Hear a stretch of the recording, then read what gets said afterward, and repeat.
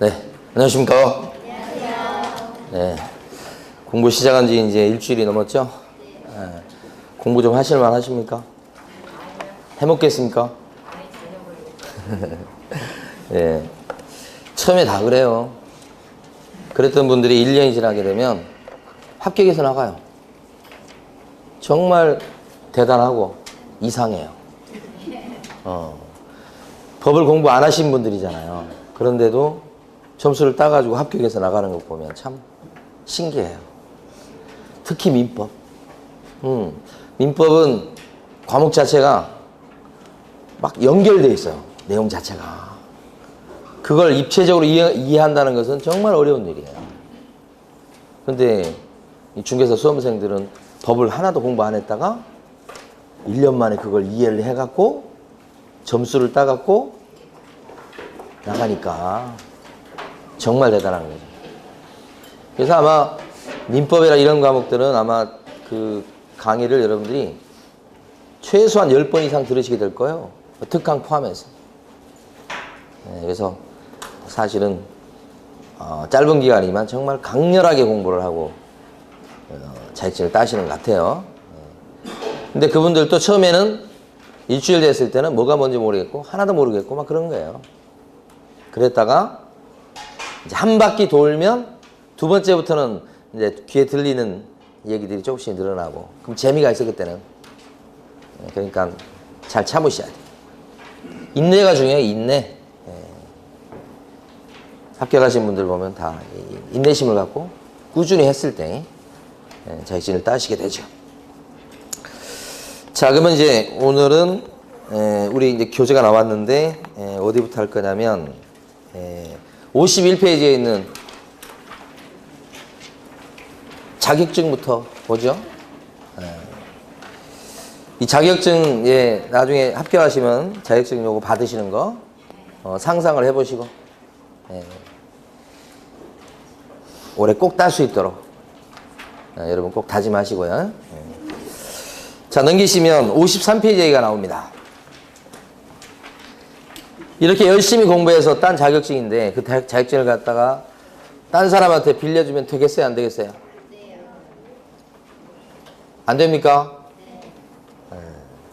법에 따르면 처벌받는 거예요. 빌려준 사람은 자격이 잘리고요. 그 다음에 형사처벌감입니다. 1년 이하의 징역이나 1천만 원 이하의 벌금 이렇게 돼 있어요. 그러니까 그 위에 박스에 보시게 되면요. 법이 어떻게 되는가 한번 읽어볼게요.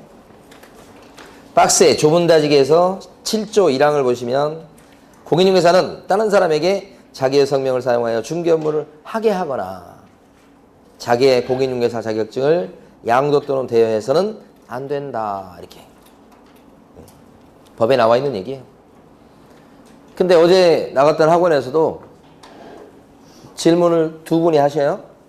원장님하고 이렇게 데스크에 있는데 한 분이 오셔가지고 아니 어떤 사람이 이번에 합격하신 분이에요. 자격증 따가지고 이제 있는 그 사람한테 자격증 걸고 자기하고 같이 하자는 거야. 그 사람 자격증이 없어요. 그때 그 자격증 걸고 같이 해도 되겠습니까? 라고 저하고 같이 있던 원장님한테 질문해요. 그럼 여러분 자격증 걸고 같이 하면 됩니까? 안 됩니까? 됩니까? 네. 진짜요? 네. 하지 말라고 그랬어요. 자격증 걸고 하지 말라고. 근데 좀 있다가 다른 사람이 와가지고 자격증 걸고 하면 되겠냐고 물어봐. 근데 가만히 보니까 그 사람은 자격증 없어가지고 자격증을 구하는 사람이 누구냐면 자기 친척이야. 친척. 아는 친척. 그래서 걸고 하면 되겠냐고 저한테 물어봐서 걸으라고 그랬어요. 왜 이랬다 저랬다 그러는 거예요? 그게 현실이에요. 걸어도 괜찮은 경우가 있고 걸어서는 안 되는 경우가 있고 그런 거예요. 걸어서는 절대 안 되는 경우는 아무리 돈을 많이 줘도 생판 신뢰관계가 없는 사람한테 증을 걸면 나중에 사고 나면 건 여러분들이 다 뒤집었어요. 그리고 남의 자격증 이렇게 빌려가지고 그 자격증 망치려고 하는 사람들도 일부 있어요. 나중에 시간 지나고 나면 세금 문제가 또 불거져. 세금, 소득세. 그거 처리 잘 안 해주고 막 그래요. 근데 자기 딸이라든지 부모 관계라든지 친척이라든지 이런 사람들은 그나마 좀 낫잖아요. 쉽게 얘기할 수도 있고. 그럴 경우에는 걸어도 무방하다 이렇게 보는 거예요. 자, 그러면 제가 이제 그럼 지금 자격증 배출자가 30만 명이 넘어간다고 그랬어요? 근데 아직까지도 자격증 없이 남의 거 빌려서 영업하는 사람이 있을까요? 있으니까 그런 거 아니에요, 어디서? 많을까요? 많습니다. 그래서 그 사례를 제가 설명드릴 텐데 이해를 하셔야 돼. A라는 사람은 자격증이 없어요. 근데 부동산 경력은 40년 경력이에요. 40년 베테랑이에요. 그래서 돈은 많이 벌었어요. 중간에 자격증 따려고 해봤어요. 근데 낮에 일하고 밤에 가서 공부하니까 맨날 졸다가 자격증을 못 따요. 내일 모레가 시험인데 일하다 보니까 자격증을 못 따요. 그래서 지금까지 못 따고 있는 상황이요. 따보려고 했죠. 반면에 B는 자격증을 이번에 땄어요. 경력은요? 없죠. 이제 땄는데. 돈은요? 네, 없어요. 이렇게. 그러니까 요 사람이 요 사람 보고 너 거 증 걸고 같이 하자. 이게 동업이에요. 동업. 이렇게 제안하는 거예요. 가능하겠냐 이 말이지. 이때 A는 자 자기가 점포를 얻습니다. A가. 이게 사무실이에요. 그래서 이 사무실을 갖다가 자기가 얻어가지고 B한테 쓰라고 빌려줍니다. 사용 승낙. 그럼 여기 있는 B는 자격증 있죠? 좀 이따 공부할 내용이지만 그 다음에 실무교육 받아요. 요새 실무교육비는 한 12, 3만 원 정도 하는 것 같아요. 그 다음에 오픈하려면 사무실이 있어야 돼. 근데 자기는 돈이 없어서 사무실 확보하는 게 어려웠죠. 근데 여기서 빌려주잖아요. 공짜로. 확보했죠 그러면? 그러면 오픈할 수 있어요. 등록이 돼요. 등록이 되면 요 B라는 사람이 법률상 뭐냐면 개업 공인인계사가 되는 거예요. 등록이 됐으니까. 이 사람은요. 동업해서 같이 일하는데 이 사람 뭘까요? 보조원에 불과합니다. 중개보조원. 누가요? A가. 이런 관계에 놓이게 돼요. 현실적으로 꽤 있어요. 자, 근데 여기까지는 이제 문제가 없는데 이제 지금부터 한 3가지 정도 사례를 들 거예요. 여러분들이 생각해 보셔야 돼. 이게 자격증 대연지 아닌지를 여러분들이 판단해 보시는 거야. 자, 사무실에 일합니다. 매매계약서를 씁니다. 그 매매계약서를 쓰고 있는 사람이 누구냐면 A입니다. 그리고 여기다가 개업 공인인계사 해서 A를 적을 수는 없어요. 개업 공인인계사는 법률상 B니까 B의 이름을 적고 B의 도장을 찍는데 B의 도장을 찍고 있는 사람도 A입니다. 이게 어떻게 된 거냐면 A가 B의 증을 사무실에 걸고 일을 합니다. 사무실에다가. 근데 B 안 나와도 좋다고 얘기합니다. 나오지 마시고 매달 통장으로 제가 100만 원 넣어드릴게요 하고 B는 나오지도 않습니다. 대신 도장은 좀 맡겨놓으라 이렇게. 일을 전부 다 A가 하고 도장 찍는 것도 A가 다 해버려요. B는 나오지도 않죠. 이러면 계약서 작성 같은 중개 업무를 사실은 개업 공인인계사인 B가 해야 될 건데 B가 안 했죠 지금. 대여입니까 아닙니까? 대여 맞습니다. 이렇게. 불법입니다 이거. 자격 잘립니다. 그래서 이 사람은 자격이 잘리고 이 사람은요. B는 어떻게 될까요? 등록이 안 돼 있는 양반이잖아요. 무등록이잖아요. 그런데 계약서 써주고 중개업무를 보잖아요. 이 사람이 무등록 중개업자가 돼서 3년 이하의 징역이나 3천만 원 이하의 벌금으로 처벌받게 되는 거죠. 이 사람은 자격이 취소가 되고 1년 이하의 징역이나 여기 B요. 자격 취소 사유가 되고 그 다음에 1년 이하의 징역이나 1천만 원 이하의 벌금으로 형사처벌 대상이 되죠. 다 처벌받는 겁니다. 이렇게 활동을 하면 자, 두 번째 케이스입니다. 계약서를 씁니다. 계약서를 쓰고 계약서를 쭉 매매계약서를 쓰고 있는 사람은 누구냐 그러니까 B가 쓰고 있어요. 근데 그 뒤에서 A가 이렇게 써, 저렇게 써, 가르쳐줘. B는 잘 모르니까. 그래서 B가 계약서를 썼어. 그리고 여기다가 개업공인중개사 B 해가지고 도장도요. B가 직접 도장을 찍었어요. 이렇게. 뒤에서 A가 지켜보고 있죠. 그래서 계약서를 한 장 썼어요. 지금. 한 장만 아니라 계약서 이런 거 100장을 썼어요. 근데 이렇게 하고 돈을 복비 받을 거 아니에요? 복비 중에 80%를 A가 다 벌어가. B는 개공인데 한 20%만 줘. 돈을 다 벌어가고. 대여입니까? 아닙니까? 이거? 대여가 아니다. 그죠? 돈을 누가 버느냐가 중요한 게 아닙니다. 중개 업무, 중요한 업무, 계약서 작성 같은 것을 갖다가 누가 했죠, 지금? 개공인 B가 스스로 했죠? 공짜로 빌려가지고 사무실을 빌려줘가지고 거기서 했단 말이에요. 아무 문제 없어요. 이게 적법한 동업이에요. 그러니까 이런 형태를 띠지만 사무실에 출근도 안 하고 B가 이렇게 했을 때는 불법이고 이럴 때는 적법하고 이렇게. 자, 예를 하나 더 들어볼 거예요. 이러면 어떻게 되는지. 자, 매매계약서를 씁니다. 그죠? 계약서를 쓰고 그 다음에 여기다가 개업공인중개사 B 해서 도장을 이렇게 찍는데 계약서를 쓰는 사람은 A가 씁니다. 그런데 도장은요. B도 사무실에 나와요. 그래서 B도 도장 찍을 때는 A가 불러요. 여기 도장 누르라고. 자기 이름 쓰고 도장을 눌렀어. 대여입니까? 아닙니까? 대여입니까? 아닙니까? 애매하죠? 대여 맞습니다. 이게 판례입니다. 판례는 누구 도장이 찍혀있냐, 누구 이름이 적혀있냐 이게 중요한 게 아니고 외관이 중요하지 않고 중개 업무란 요 일을 실질적으로 누가 받냐 이것 갖고 판단한다 이 말이에요.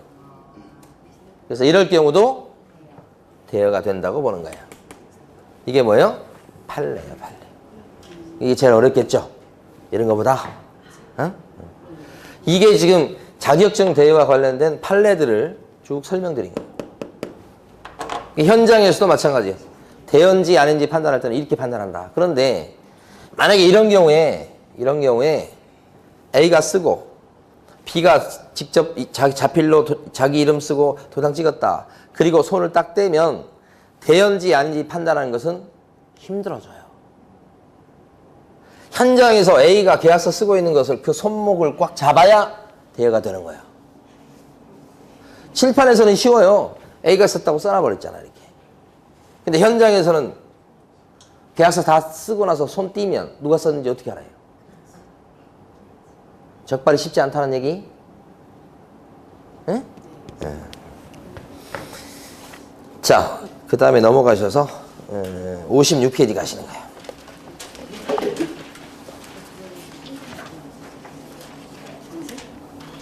아, 54페이지 잠깐 설명드릴 게 하나 더 있네요. 54페이지 가시면 네모 4번이 있습니다.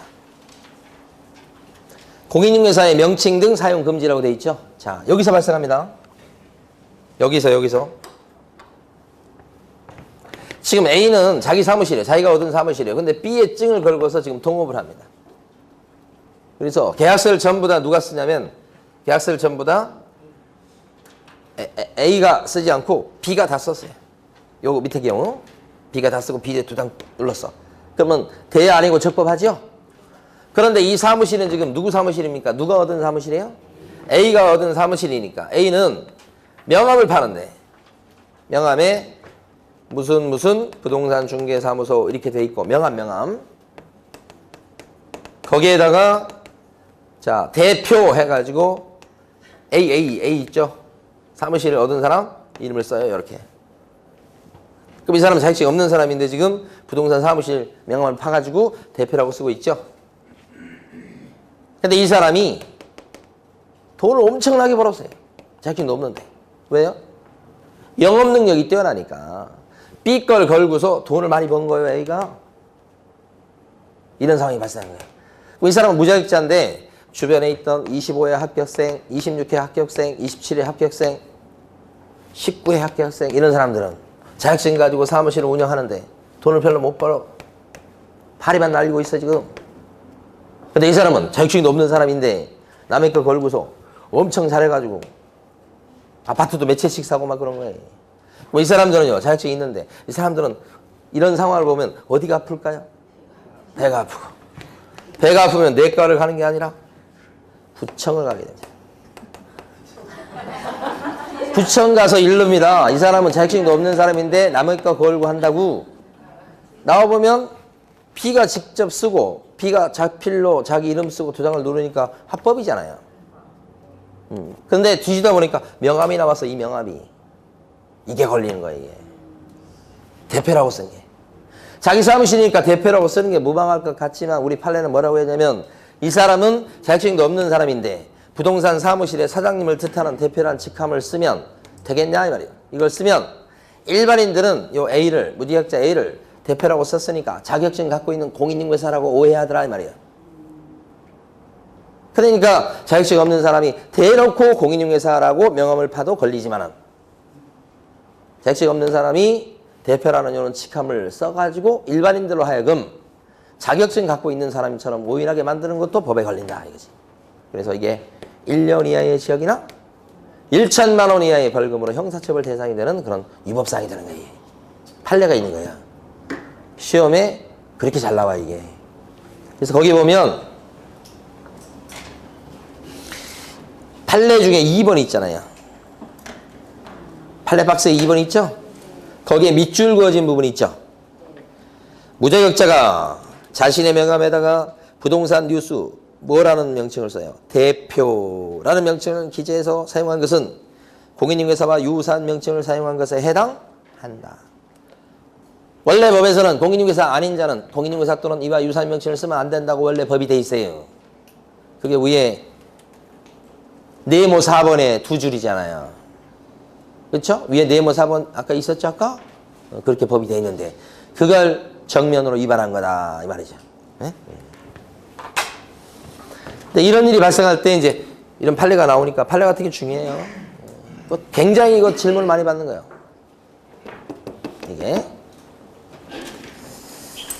자 지금 11월 달 우리 12월 달에 설명드린 내용은 현장에서 많이 벌어지고 있고 내용 중에서 핵심적 내용이고 그거 위주로 제가 설명을 드려보는 거예요. 나중에 이제 우리가 1월 달, 3월 달 막 가면 갈수록 물론 현장 얘기도 말씀드리겠습니다만은 이제 중개사법 시험에 맞춰서 여러분들이 공부하셔야 돼. 그러면 그때 가서는 지문만큼은 그렇게 재밌진 않아요. 예? 뭐 글자 요것이 틀려요. 이렇게 시험 나와요. 그런 것 많이 하니까. 예. 그러니까 11월 달에나 웃으면서 들으셔. 예. 그런 차원이에요 지금. 근데 이게 이해를 해두시면 이게 다 판례. 다 판례 중요한 내용들이에요. 교재 56페이지 가십니다.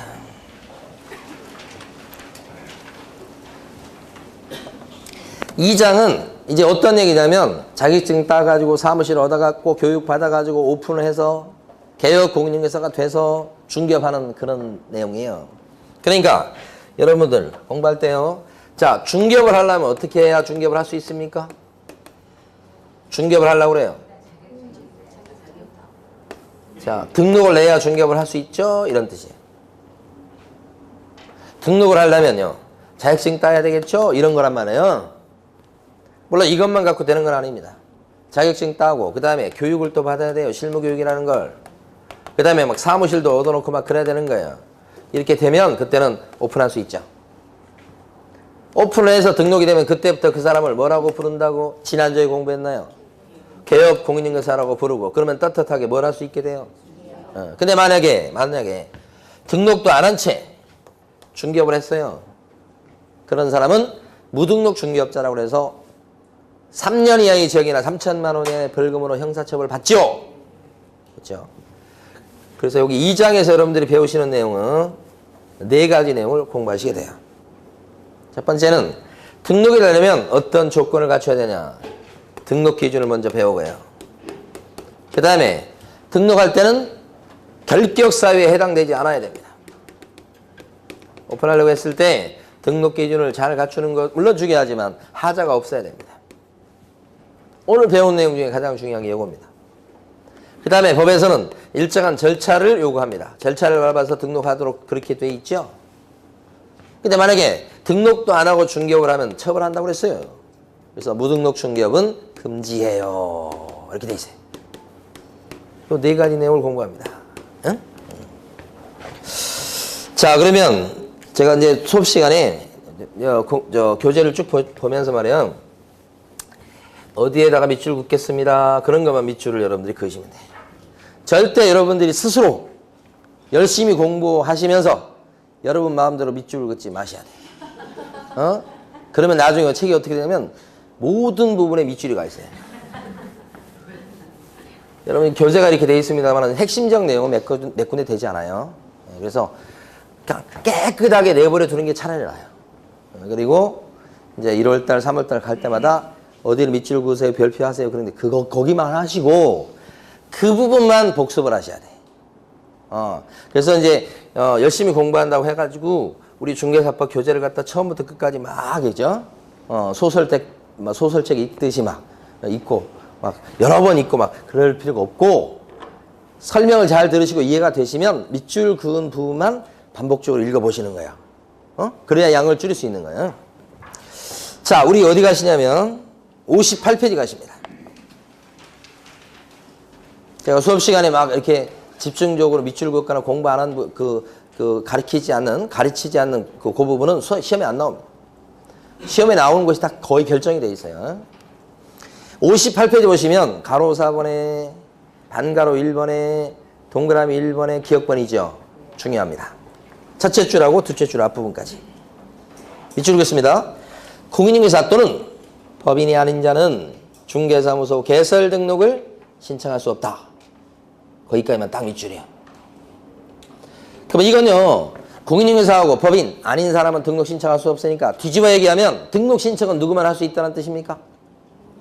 공인중개사, 법인 두 사람만 신청할 수 있다는 얘기예요. 의미 자체가 공인중개사가 등록 신청해서 등록이 나면 공인중개사인 개공이 되는 거고요.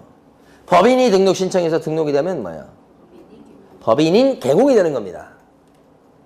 그걸 아셔야 돼. 지금 단계에서는. 그러면 외국 사람 같은 경우에 우리나라 중개사직을 땄다면 외국 사람도 공인중개사 맞습니까? 그럼 외국 사람이 우리나라 자격증을 따면 등록 신청할 수 있나요? 된다는 거지. 외국 사람도 우리나라 자격증을 따면 공인중개사 맞습니다. 이것도 시험에 3번 나온 거예요. 자, 이런 사람만 신청 자격이 있다. 그렇게 보시면 돼요. 그러면 오른쪽 페이지 반가로 2번입니다. 거기 보시면 등록관청이라고 나와요. 그래서 동그라미 1번 첫째 줄부터 넷째 줄까지 밑줄 그으시면 돼요. 등록관청은 어디 있냐면 중개업을 영위하는 자가 국토유통부령이 정하는 바에 따라 중개사무소를 두려는 지역을 관할하는 시장, 군수, 구청장에게 등록을 해야 된다. 이렇게 돼 있어요. 그러니까 등록관청은 사무소를 두려고 하는 지역을 관할하는 시장, 군수, 구청장을 얘기하는 거예요. 만약에 사무실을 광명시에다가 두려고 합니다. 그러면 등록관청이 어디게요? 광명시청에 가서 등록해야 되겠죠? 그런데 저도 옛날에 그랬습니다만 광명시청은 여기서 가깝나요? 콘크리트 건물에 불과합니다. 광명시청은. 그러니까 광명시장이 관청이에요.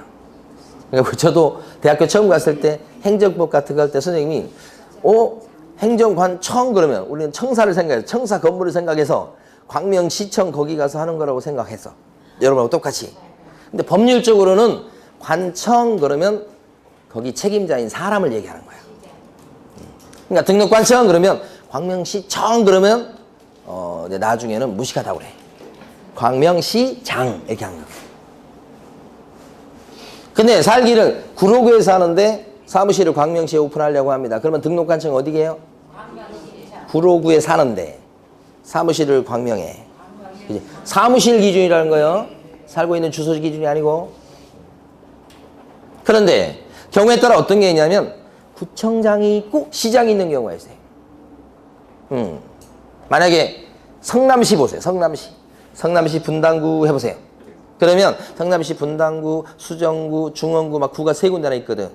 근데 성남시 분당구에서 오픈하려고 합니다. 사무실을. 그러면 등록관청은 성남시장입니까? 아니면 분당구청장입니까? 무조건 구청장입니다. 그러니까 구청장도 있고 시장도 있다 그러면 무조건 뭐라고요? 구청장. 그때는 시장이 될 수가 없어요. 시장이 되는 경우는 요 광명시처럼 구가 없는 시의 시장만 되는 거예요. 그러니까 구가 있으면 무조건 구청장. 없을 때만 뭐요? 시장. 이렇게 하시면 돼요. 네. 어렵진 않아요. 네. 자, 그럼 지금부터 이제 칠판을 좀 보셔야 돼. 요걸 설명드릴 거야. 요걸. 지금 이제 보면 신규로 등록을 받아주는 개업 공인중개사의 종류가 두 종류입니다. 첫 번째가 공인중개사인 개업 공인중개사가 있고요. 또 한 가지가 법인인 개업 공인중개사가 있고 그 두 종류입니다. 그래서 요건 어떻게 되는 거냐? 공인중개사가요. 자격증을 딴 공인중개사가 중개업을 하기 위해서 관청에 등록을 딱 하게 되면 그때부터는 공인중개사인 개업 공인중개사가 됩니다. 이 개공이란 타이틀을 등록이 되면 붙일 수 있는 거예요. 그러니까 공인중개사 이 말과 공인중개사인 개업 공인중개사는 같은 말이 아니죠? 여기는 그냥 공인중개사고 증이 있다는 얘기고 여기는 뭐예요? 오픈 등록했다는 얘기지. 그러면 여기가 이렇게 등록되려면 얘는 한 4가지 정도 요건을 갖춰야 돼. 벌써 했어요 저기서? 오픈하려면 자격증 따야 되죠. 실무교육 받아야 되죠. 또요 사무실 얻어야 되죠. 그 다음에 별기업사에 해당되지 않아야 됩니다. 그래야 오픈할 수 있다. 그 얘기를 하는 것이 지금 가로 1번이에요. 첫 번째 얘기예요. 그래서 자격증 따는 게 먼저 나와야 됩니다. 자격증 따야 되겠습니다. 자격증 따려면 어떻게 해야 되겠어요? 열심히 공부해야 되죠. 그리고 학원 가서 돈 내고 공부하는 것이 공부하는 지름길이다 생각됩니다. 제가 어떤 걸 경험하냐면 저희 차남 있잖아요. 가평이 있잖아요. 근데 부동산 쪽에서 일을 하고 있어요. 자격증 따고 싶어 하지. 자격증이 없으니까. 그래서 동영상을 갖다가 공짜로 열어주죠. 그 다음에 책도 보내주죠. 명절 때 만나면 자꾸 그런 부탁을 해요. 공부해보겠다고. 보내주죠. 동영상 열어주죠. 시험도 못 봐요. 자기가 돈을 내놓으면 아까워서라도 나오고 열심히 해요. 공짜로 하잖아요. 저도 마찬가지예요. 아까운 줄은 몰라요. 그러니까 공부한다고 생각해놓고 맨날 저녁에 술만 마셔버리지 공부는 안 해요. 그래서 딱 돈을 딱 묻어놓고 그래야 좀 게으름 피고 막 그런 생각이 막 들다가도 돈이 아까워서라도 포기하려고 했다가도 돈이 아까워서라도 이렇게. 그래서 동영상을 공부하는 게 쉬운 일은 아니지. 어쨌든 독한 마음 먹고 하셔야지. 자격증 따야 됩니다. 증 따고 두 번째는 실무교육을 받으셔야 돼. 좀 있으면 실무교육 시즌 됩니다. 지금 다음 주에 발표나죠? 발표나면 12월 달에 벌써 예약 많이 해놨어요. 벌써 자격증 지금 땄다고 생각하는 분들 예약을 시켜놨거든. 예약을 해놨어. 그러니까 다음 이제 12월부터는 막 그냥 자리가 없을 정도로 막 가서 실무교육 받으셔. 1월 달까지도 그래요. 2월 달 넘어가면 이제 그때는요 시들해져요. 이렇게 뭐 이렇게 서둘러서 교육을 받는지 모르겠어요. 왜 그래요? 교육이라고 하는 것은 그냥 오픈하거나 취직하거나 그 바로 직전에 받으시면 돼요. 근데 이제 교육 못 받을까 봐요 뭐 이런 얘기 하는데 못해도 2주에 한 번씩은 있습니다. 교육이. 정말 옛날에 진짜 많을 때는 매주 있었어요. 매주. 근데 지금은 이제 또 그 정도는 아니기 때문에 한 2주 정도는 한 번에 있어요. 실무교육. 그러니까 그때 못 받을까 봐 지금 12월 달에 안 받으면 못 받을까 봐 막 그렇게 하시는 분이 계셔. 걱정 안 하셔도 되는데. 네. 실무교육 받으셔야 됩니다. 예. 자, 실무교육 받고. 근데 이 실무교육은 여러분 아셔야 될 게 유효기간이 있어요, 여러분. 유효기간. 유효기간이 1년이에요. 제품의 유효기간이 있듯이 실무교육도 유효기간이 있어서 만약에 이번에 실무교육을 받았어. 12월 1일 날. 그러면 그때부터 1년 이내 사무실 오픈하거나 등록할 때 글 써먹는 거야. 근데 1년 이내에 안 써먹잖아요. 그러면 내후년에 만약에 오픈하려고 한다 그러면 새로 받아야 돼요. 그러니까 실무계를 받으면 그냥 영원히 써먹는 게 아니고 유효기간이 1년밖에 안 돼요. 그거 생각하셔야 돼요. 그러니까 막 미리미리 막 받아두고 그럴 필요가 없어요. 그 오픈하기 전에, 취직하기 전에, 직전에 받으면 돼. 충분해요. 근데 서두르신다고. 이렇게 말씀을 드려도 자격증 따면요, 다 12월 달에 몰려가요.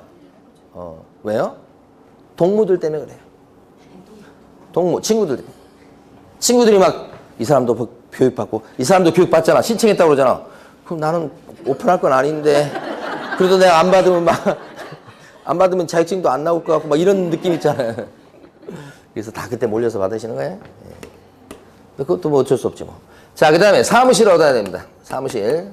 사무실 있어야 오픈하는데 요게 시험에서 제일 중요하죠. 일단 이해를 하시고 그 다음에 제가 교재를 가서 밑줄을 그을 테니까 제가 지금 설명하는 내용이 교재에 어디 있는가를 막 찾으려고 하지 마셔. 그러면 어수선해져요. 자, 사무실이잖아요. 이 사무실은 일단은 건축물 대장 있죠.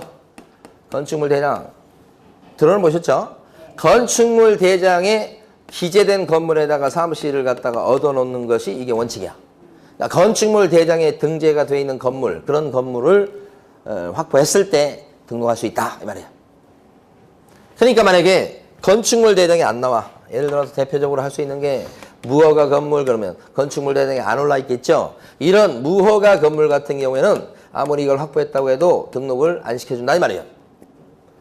자, 또 한 가지는 가설 건축물이라는 게 있어요. 가설 건축물. 이거보다 여러분들 입장에서는 가건물이라고 하는 거 들어보셨죠? 그죠? 그게 더 익숙하실 텐데 이것도 건축물 대장에 올라가 있지는 않아요. 그래서 가건물에다가 사무실을 갖다 내겠다 그랬을 때 등록이 안 됩니다. 대표적인 가건물이 컨테이너 박스잖아요.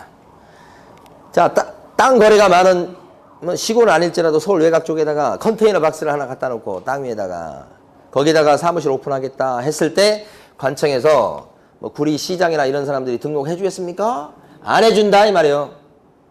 왜요? 건축물 대장에 올라가 있어야 되는 거니까. 합법적인 건물이어야 되니까 이런 뜻이에요. 자, 그런데 이제 어렵다고 하는 것은, 중요한 것은 요 예외가 있어서 그런 거예요. 우리 법을 공부하시다 보면 예외가 많이 나옵니다. 그게 중요합니다. 예외가. 건축물 대장에 기재되기 전의 건물이지만 예외적으로 중개사무실을 오픈할 수 있는 경우가 있어요. 그래서 시험에서는 요게 중요하죠. 건축물 대장이 아직 없어. 그런데 건축물 대장만 없다 뿐이지 사실은 준공이 떨어졌어. 준공이라는 게 뭔가요? 그 건물 써도 좋다 이거잖아요. 이게 다른 말로 사용승인이라고. 사용승인. 그 건물 써도 좋다, 쓸 수 있는 상태야 지금, 이러는 거잖아요 지금. 그러니까 이런 상태라면 혹시 건축물 대장이 혹시 만들어지기 전에 건물일지라도 시간차가 많이 나는 건 아닙니다. 그랬을 때 이거 쓸 수 있다.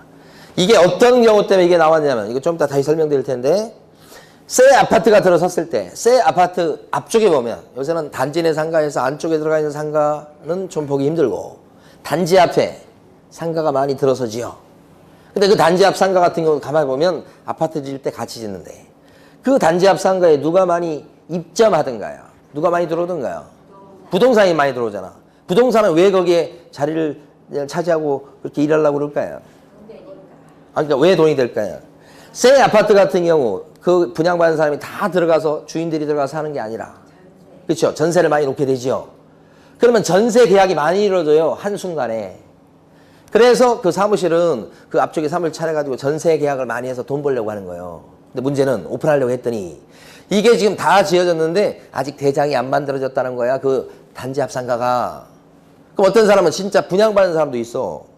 부동산 업자 중에 보면 돈 있고 그러면 그 위치 좋고 그러니까 분양을 받아버려. 아예 대출 끼고 분양 받아버려. 근데 분양을 받았는데 오픈하려고 했더니 오픈이 안 된대. 왜냐면 대장이 없어서 안 된다는 거예요, 처음에는. 그러니까 이런 케이스 같은 경우에 가보니까 벌써 준공은 떨어졌는데 아직 대장이 만들어지기 전의 상태인데 이걸 갖다 사무실 오픈 못한다 그러면 일을 어떻게 하란 말이야. 그래서 민원 제기가 엄청 들어간 겁니다, 이게. 그래서 법이 원래 이것밖에 없었어요. 예외를 인정하기 시작했다는 거지. 그러니까 중개사무실을 오픈하려면 그 건축물은 반드시 건축물 대장에 기재된 건물에다가 사무실을 반드시 확보해 두어야 하는 것입니까? 아니다는 거지. 예외가 존재한다는 거죠. 이걸 조금 더 여러분들이 이해하시려면 건물을 지어가지고 그 건물이 완벽한 건물이 될 때까지 그 과정을 여러분 이해하고 계셔야 돼. 건물 지을 때, 상가 건물 지을 때 처음에는 건축 허가를 받아서 짓기 시작하겠죠. 건축 허가? 그 다음에 짓기 시작하면 건물 짓기 시작했다고 그래서 이걸 뭐라고 불러요? 착공이라고 그러죠. 착공. 다 지으면 이건 뭐라고 불러요? 다 지었을 때. 준공이라고 그러잖아요. 이게 준공. 다른 말로 사용 승인, 준공인가 이런 거예요. 그리고 나서는 뭐예요? 대장을 만듭니다. 그리고 나서 대장을 만들어요. 대장 만들어지고 나서 그 다음에 뭘 해요? 보전, 등기한단 말이에요. 등기부 만들어요. 이 순서예요. 언제나. 따라서 건축물 대장에 기재된 건물에다가 중개사무실을 확보했을 때 오픈할 수 있다, 등록할 수 있다. 그렇다는 얘기는 요 후에 등록이 가능하다는 얘기예요. 그러면 건축물 대장이 만들어져 있는데 아직 보존 등기가 안 된 상태입니다. 그 사무실은 중개사무실로 쓸 수 있습니까? 있다는 얘기입니다. 지금 이게 등기가 안 돼 있어도 뭐만 만들어져 있으면 돼요? 대장. 근데 대장이 없어도 되는 경우가 있죠. 준공만 떨어졌다면 아직 건축물 대장이 만들어지기 전에 이 상태일지라도 사무실을 오픈할 수가 있다. 이게 뭐예요? 예외죠. 이게 원칙이고요. 그래서 이 시간적인 순서를 뭐 암기할 것도 아니죠. 다 아시는 내용들이에요. 사실은. 중요한 거 했습니다. 이거요. 또 한 가지는 아까 처음에 말씀드렸듯이 사무실을 확보하는데 그 사무실을 갖다가 자기 소유 건물에 사무실을 오픈하고 그럴 수 있겠죠. 월세 안 나가서 좋겠죠. 그래서 가끔씩 보면 사무실 오픈하신 분 중에 상가를 아예 분양받아 버려요. 그 아파트가 한 2,000세대가 돼. 그 단지 앞에 상가가 분양이 돼. 그러니까 뭐 6억 막 이렇게 해서 또는 막 많이 들어갈 때는 8억 이렇게 해서 분양을 받아버려요. 근데 그렇지 않더라도 뭐 전세 얻을 수 있습니다만 만약에 이렇게 분양받아서 소유 형태가 됐다 그러면 그분들은 좀 뭐가 좀 있냐면 대출을 끼고 하니까 그 대출 이자 나가는 게 있지만 그 대출 이자가 월세만큼은 안 돼. 그래서 이거 분양받으려고 하는 사람들이 있어요. 그리고 거기는 뭐예요? 2,000세대니까 앞으로 어떻게 보면 마르고 닳도록 해먹을 수가 있어요. 유리한 측면이 있죠. 근데 이제 대부분 어떻게 해요? 빌려서 하죠? 빌려서 한다고. 빌릴 때 전세로 빌리는 사람도 있을 수 있죠. 많지는 않겠지만. 또요, 월세로 빌리는 사람이 있을 수 있겠죠? 월세? 가능하잖아요. 대부분 월세로 빌리죠. 이걸 뭐라고 그래요? 임대차다 그러죠. 월세 빌리는 것을 임대차. 근데 중요한 것은 시험의 핵심은 월세도 안 내고 빌리는 사람이 있을 수 있어요. 누굴까요? 월세도 안 내고 빌리는 사람, 공짜로 빌리는 사람, 월세 안 내고 어떤 경우일까요? 아까 우리 예를 들었는데 자격증 없는 사람이 자격증 있는 사람을 영입할 때 사무실을 자기가 얻었습니다만 너 써. 아까 사용승낙서라고 말씀드렸죠. 그래서 쓰게 만들죠. 그럼 개업 공인중개사 관점에서는 뭐예요? 공짜로 쓰는 겁니다. 증 거는 사람 얘기하는 거예요. 이것을 법률적으로 얘기할 때는 사용 대차 계약이라 그래요. 이것도 돼요. 그래서 이런 케이스가 꽤 있다고 이 부분이 시험에서 중요한 거야. 그러니까 중개사무실은 반드시 가만히 보세요. 중개사무실은 반드시 소유하거나 또는 반드시 개업공인중개사 될 사람 이름으로 임대차를 반드시 해야만 하는 것은 아니다. 또 있어요. 사용대차가 있다는 것을 간간히 물어봐요. 이걸. 됐어요? 자, 이번에 법인인 개업공인중개사의 등록 기준 요걸 볼 텐데 그 전에 교재에서 한번 밑줄 그어보고 갈게요. 내용이 좀 다르니까. 59페이지요. 거기 보면 네모 2번에 가로 1번이 등록 기준. 우리가 등록 기준을 보고 있다고요, 지금. 그 다음에 거기 보면 가로 1번에 반가로 1번을 보고 있다고요. 그래서 동그라미 1번 보니까 뭐예요? 무슨 교육을 받았을 것? 실무 교육이요. 제목만 필요합니다. 나머지 필요 없어요. 동그라미 2번 가보세요. 여기가 중요한 부분이에요. 원칙 나왔죠? 건축물 대장에 기재된 건물의 사용권을 갖다 확보해야 되겠다. 그랬어요.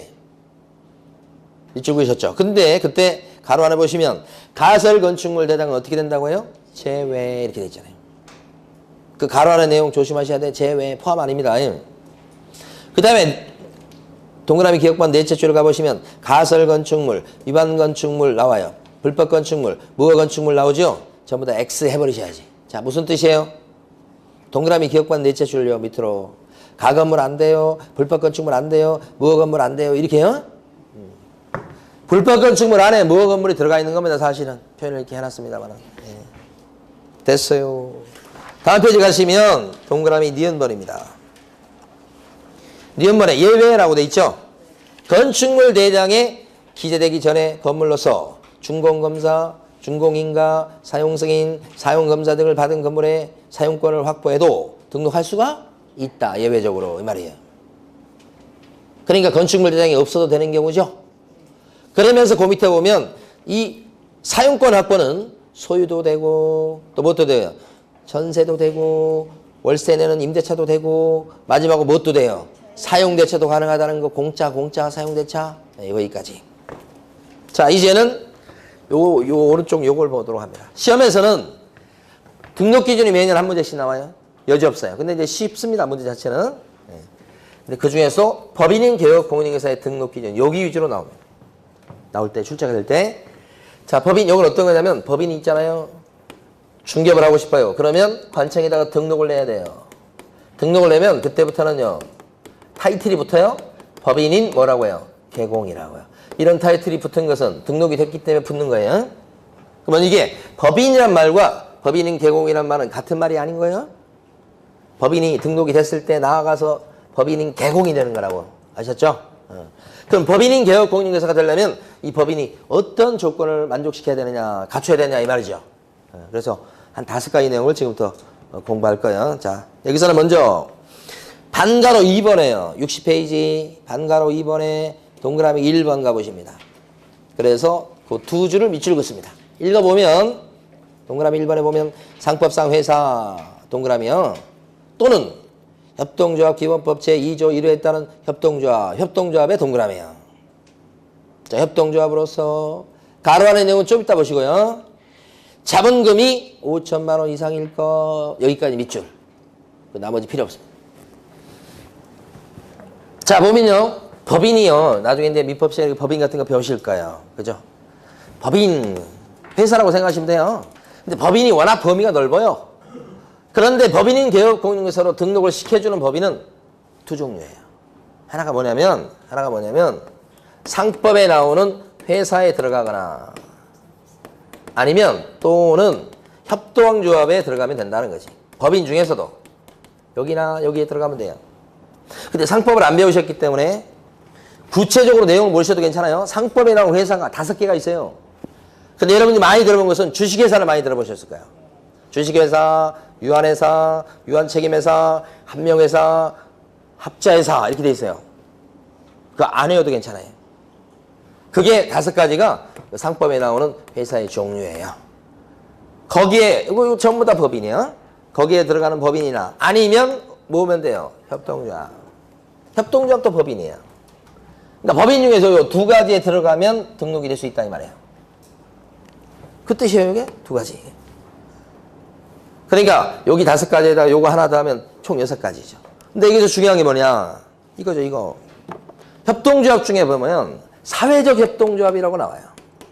근데 이 사회적 협동조합은 성격이 비영리 성격을 떼어요. 사회적이라는 표현이 있잖아요. 근데 협동조합종에 들어가죠. 그 중에서 사회적 협동조합은 비영리 성격을 띠기 때문에 제외시켜요. 중개업이라고 하는 것 자체가 등록해서 할 것이 중개업 아니에요? 근데 중개업은 영리활동이죠. 그러니까 사회적 협동조합하고는 피가 안 맞아요. 성격이 안 맞는다고. 그래서 다른 협동조합은 다 오케이 되는데 누굴만큼은 안 되는 거예요. 이게 시험의 중요한 포인트예요. 그래서 거기도 보면 가로 안에 뭐라고 나옵니까? 사회적 협동조합은 제외된다 나왔죠. 그렇죠? 거기가 핵심이에요. 자, 근데 첫 번째 내용이요. 지금 우리가 보고 있는 동그라미 1번 내용이 여기서 끝나는 게 아니에요. 자, 이런 상법상 회사 또는 협동조합으로서 그 다음에 플러스 자본금이 얼마 이상 돼야 돼요? 5천만 원 이상 돼야 됩니다. 뭐가요? 자본금이. 자, 이런 요건을 더 갖췄을 때 이 법인이 등록이 될 수 있다 이 말이에요. 만약에 상법상 회사에 들어갑니다. 근데 자본금이 2천만 원밖에 안 돼요. 그럼 어떻게 해요? 등록이 납니까? 안 된다 이 말이에요. 동그라미 1번이지만 요건이 몇 개라고요? 한 덩어리, 두 덩어리 이렇게 동시에 갖춰야 되는 거라고요? 협동조합이에요. 근데 자본금이 1,000만 원밖에 안 돼요. 등록이 납니까? 안 되는 거지. 그러니까 동그라미 두 줄밖에 안 되지만 두 가지 조건을 다 갖춰야 된다는 거. 여기가 핵심이고 사회협동조합. 그 다음에 동그라미 2번 가보시겠습니다. 동그라미 2번 가보시면 14조에 규정된 업무만을 영위할 목적으로 설립된 법인일 것 여기만 딱 밑줄 그으시면 됩니다. 동그라미 2번요. 첫 줄만. 자 보세요. 법인이죠. 법인이죠. 법인이 되려면 앞으로 여러분들 배우시겠습니다만은 자 설립 등기를 했을 때 법인이 됩니다. 설립 등기라고 합니다. 이게 완료가 돼야 법인 되는 거예요. 근데 법인이요. 설립 등기가 되려면 그래서 법인이 되려면 반드시요. 정관 이런 데다가 설립 목적을 갖다가 딱 정해놓도록 돼 있어요. 그러니까 설립 목적이 없는 법인은 없어요. 요게 정해져야 등록이 돼요. 등기가 돼요. 네. 그래서 설립 목적이 모든 법인에 다 있다. 그런데 보세요. 여러분 아직 이제 안 배우셔서 모르실 수 있는 게 법인이 등록이 돼서 법인은 개업공인회사가 되면 여기가 중요한 거예요. 우리 법은 법인은 개업공인회사는 모든 일을 할 수 있는 게 아니고 법에서 14조에 써져 있는 업무 있죠. 그게 우리 아직 안 배웠어요. 다음 주 정도에 배울 거예요. 그 7가지만 할 수 있도록 법이 돼 있다니까요. 누가 이걸 할 수 있다고요? 법인인 개공인. 그러니까 등록이 돼서 법인인 개업공인회사가 되면 어차피 14조에 나가는 7가지만 할 거니까 어떤 현상이 벌어지냐면 처음에 등록을 받아줄 때 심사해가지고 법인의 설립 목적을 따져보더라 이 말이야. 따져봐가지고 설립 목적 정해놓은 것이 한 가지가 됐든 두 가지가 됐든 7가지가 됐든 몇 가지가 됐든 간에 14조에 나와 있는 7가지 그 범주 안에 들어가는 것들로 설립 목적이 정해졌을 때만 여기서 패스를 시켜주더라 이 말이야.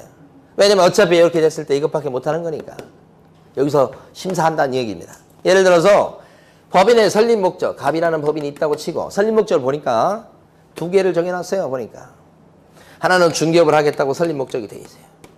또 하나는 운송업을 하겠다고 설립 목적이 돼 있더라. 설립 목적이 두 가지입니다. 그럼 이 두 가지가 법인은 개업공인회사가 되겠다고 등록 신청했을 때 이게 등록이 되겠냐 이 말인데 등록이 되려면 이 두 가지가 다 14조에 나오는 7가지에 들어가는 업무가 됐어야 되죠. 근데 이 14조를 아직 여러분이 안 배웠단 말입니다. 그래서 밑에 컨닝을 해보세요. 밑에 파란 바탕에 1번부터 7번까지 남아있죠. 이게 14조에 나와 있는 7가지 업무예요. 그럼 여기 7가지 업무 안에 중개업 있습니까? 있으니까 패스예요. 자, 운송업 있습니까? 아무리 찾아봐도 없잖아요. 이러면 관청에서는 등록을 안 받아주더라. 이것 때문에 안 받아준다 이 말이에요. 이해되십니까? 자, 갑이라는 법인이 있는데 이번에는 설립 목적이 3가지예요. 등록 신청했는데 따져보니까 3가지. 첫 번째는 중개업을 하겠다고 돼 있어. 중개업 요것은요. 이거 하려면 등록이 필요한 거니까 지금 문제가 되는 거예요. 중개업 하겠다고 돼 있고. 두 번째는요. 주택에 대해서 뭐요? 분양대행을 한다고요. 자, 분양대행 뭔지 아시죠? 분양팀 이런 거 생각하시면 돼. 분양팀. 분양팀 이런 데 취직 많이 해요. 취직하면 젊은 친구 같은 경우는 플랜카드 같은 거 붙이죠? 뭐 1억에 2채인가 뭐 이런 거 붙이는 거 있잖아요. 그거부터 시작해요. 제일 먼저. 그 다음에 세 번째는요. 경공매 컨설팅이요. 이렇게. 자, 이 3가지를 설립 목적으로 삼고 있는 법인이 있는데 그 법인이 법인인 개업공인회사가 되겠다고 등록 신청을 했을 때 등록을 받아줄 것이냐 이 말이에요. 될까요? 여기 등록이 되려면 이 3가지가 다 밑에 파란 박스에 나오는 것들이 돼야 되겠죠? 중개업을 있는 거 확실합니다. 또요. 분양대행 있습니까? 있어요. 이것도 있고. 그 다음에 경공매 컨설팅 있습니까? 몇 번인가요? 7번입니다. 이 3가지를 제가 쓴 이유가 있습니다. 여러분 보통 자격증 따시면 중개사무실에 취직하는 게 일반적이에요. 아니면 오픈하거나. 그 다음에 많이 하는 게 분양팀에 취직을 많이 해요. 분양팀. 그 다음에 수적으로 좀 적은데 젊은 친구 같은 경우는 경공매 회사에 취직하는 경우가 있어요. 주로 요 셋 중에 하나입니다. 어쨌든 이 3가지를 설립 목적으로 삼고 있는 갑이라는 법인이 있다면 등록 신청을 했을 때 등록이 어떻게 해요? 되더라. 그 얘기죠 지금? 이게 몇 번이요? 동그라미 2번이죠. 그러니까 동그라미 2번 내용을 이해하고 그 다음에 이걸 더 나가서 만약에 이걸 시험에 나왔을 때 맞추려면 14조를 암기하고 계셔야 됩니다. 그래야 맞출 수 있는 거죠. 그렇죠? 그 다음에 자 이번에는 동그라미 3번입니다. 거의 다 했습니다.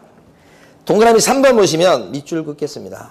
대표자는 공인중개사 자격증을 갖고 있어야 되며 그 다음에요. 대표자를 제외한 임원 또는 사원에 가로하니까 무시하시고 일단 대표자를 제외한 임원 또는 사원의 3분의 1 이상은 공인중개사이어야 된다. 이 말이에요. 두 줄 밑줄 긋고요. 자 보세요. 법인인 개업공인중개사로 등록되려면 여기도요. 자격증이 필요합니다. 자격증. 근데 그 자격증은 누가 갖고 있어야 됩니까? 대표이사가 자격증을 갖고 있어야 되는 게 필수죠. 필수. 대표자는 공인중개사일 것. 근데 대표자만 자격증 갖고 있다고 됩니까? 어떻게 돼요 또? 대표자 빼는 임원 중에 어느 정도나 증이 있어야 됩니까? 3분의 1 이상 자격증 갖고 있어야 되겠죠? 여기서 핵심은 뭐냐면 대표자를 뺀 숫자 가지고 카운트를 한다는 얘기입니다. 대표자 포함이에요? 제외요? 제외. 여기를 늘상 물어봅니다. 제외. 그리고요. 몇 분의 1입니까? 3분의 1. 여기 물어보고 여기 물어봅니다. 이렇게 제외를 물어봐요. 제외. 그럼 이제 사례를 봐요. 만약에 갑이라는 법인이 있습니다. 근데 갑이라는 법인에 A가 대표이사예요. B가요. 전무이사. C가요. 상무이사. D가요. 감사예요. 이 둘은 이사고. 이 이사나 감사가 임원입니다. 대표이사도 이사에 들어가니까 임원이고요. 여기서 얘기할 때요. 우리 지금 표현이 계속 나오는데 임원 또는 사원 이렇게 표현되잖아요. 이 사원을 잘 이해하셔야 돼. 임원 그러면 이사나 감사를 얘기합니다. 대표이사 포함해서. 근데 사원 그러면 생소할 수 있는데 월급쟁이 아닙니다. 이거. 이 사원이라고 하는 것은 회사 중에서 한명회사나 합자회사 같은 경우에 자본을 출자한 사장님을 부를 때 사원이라고 불러요. 우리 중개사법에서 사원 나면 일반 월급쟁이로 생각하시면 큰일 납니다. 이 사원은 임원하고 동급이에요. 그래서 임원 또는 사원이에요. 응? 질문 많이 하십니다. 이거 일반 직원이라고 착각하시는 경우 엄청 많아요. 자, 임원이나 사원이나 똑같아. 회사에 따라서는 사원이라고 부르는 회사도 있다는 거예요. 임원을. 같은 급으로 보셔야 돼. 그럼 여기서요. 임원은요. 총 몇 명이에요? 임원은요. 대표이사도 이사예요. 임원이에요? 4명이죠. 근데 이때 법인인 개업공인중개사가 되겠다고 등록 신청을 딱 했을 때 등록이 되려면 일단은 어떻게? 대표이사 A는요. 무조건증이 있어야 됩니다. 무조건 자격증 갖고 있어야 돼요. 그 다음에 대표자를 뺀 임원이 몇 명이에요? 3명이죠. 이런 사람 중에서 다 자격증 갖고 있을 건 아니지. 그 중에서 어느 정도나 3분의 1 이상 증이 있으면 되겠다. 대표자 빼고 치죠? 그러니까 만약에 3명이다 그러면 그 중에 최소한 몇 명은 자격증을 갖고 있어야 등록이 될까요? 1명은 있어야 된단 말이에요. 2명까지는 바라지 않는데. 만약에 B, C, D 3명이 아니고 4명이 있다면요. 4명이 있다면 최소한 몇 명 증을 갖고 있어야 될까요? 여전히 4명이면 2명입니다. 최소 2명. 5명이 있습니다. 대표자 뺀 임원이 5명이에요. 그러면 최소한 몇 명 자격증 갖고 있어야 됩니까? 최소 여전히 2명이에요. 대표자 뺀 임원이 6명이라고 치면 그죠? 그래도 여전히 2명입니다. 이 숫자 가지고 물어봤었어요. 시험에도. 그래서 이걸 이해하고 있는지 그죠? 그 다음에 이 글자 가지고 물어보는 거. 지문 이렇게. 그러면 이렇게 하다 보니까 느끼시는 게 뭐예요? 자격증을 갖고 있지 않는 사람도 중개사무실을 갖다가 법인을 갖다가 오픈할 수가 있다는 거야. 자격증이 없는 사람도 뭐가 될 수 있어요? 이사가. 그럼 자기가 다 이제 출자해갖고 증이 없으니까 증 있는 사람 허수아비로 한 명 앉히면 되죠? 자기 이사하면 되죠? 그래서 증이 없어도 돈만 있으면 사무실 차릴 수 있어요. 돈이 왼수해서 그렇지 돈만 있으면 차릴 수 있어요. 어렵게 자격증 공부할 필요 없어. 법인 차리면 돼. 그 얘기예요 지금. 자 오른쪽 갑니다. 오른쪽 페이지에 동그라미 4번 가보세요. 잠깐만요. 그 상황에서 그러면 자격증 없는 사람이 있잖아요. 그런데 중개업은 할 수 없는 거죠. 못하죠. 그렇죠. 네. 자 동그라미 4번 갑니다. 동그라미 4번 보시면 대표자, 임원 또는 사원 전원 및 분사무소 책임자가 분사무소는 신경 쓰지 마세요. 책임자가 실무교육을 받았을 것. 자 실무교육을 받아야 되는데요. 누가 받습니까? 실무교육. 누가 실무교육을 받아야 하나요? 대표자 포함해서 임원 또는 사원이라고 생겨본 사람 전원이 다 실무교육을 받아야 쓰겠죠? 요 전원이라는 게 중요한 거예요. 전원. 실무교육 받는 거잖아요. 그러니까 임원 중에는 자격증 없는 임원도 있을 수 있다고 그랬죠, 방금 전에. 그러면 자격증이 없는 공인중개사가 아닌 임원도 실무교육 받습니까? 그게 핵심이에요. 증이 없어도 임원이라고 생겨먹은 사람은 다 받는다. 그 다음에 자 밑에 동그라미 5번 보세요. 5번 보면 두 줄 밑줄 그으시면 끝이에요. 건축물 대장에 기재된 건물에 중개사무소를 갖다 확보할 것 이렇게 돼 있죠. 동그라미 5번 찾으셨습니까? 건축물 대장에 기재된 건물에 중개사무실을 확보할 것 이렇게.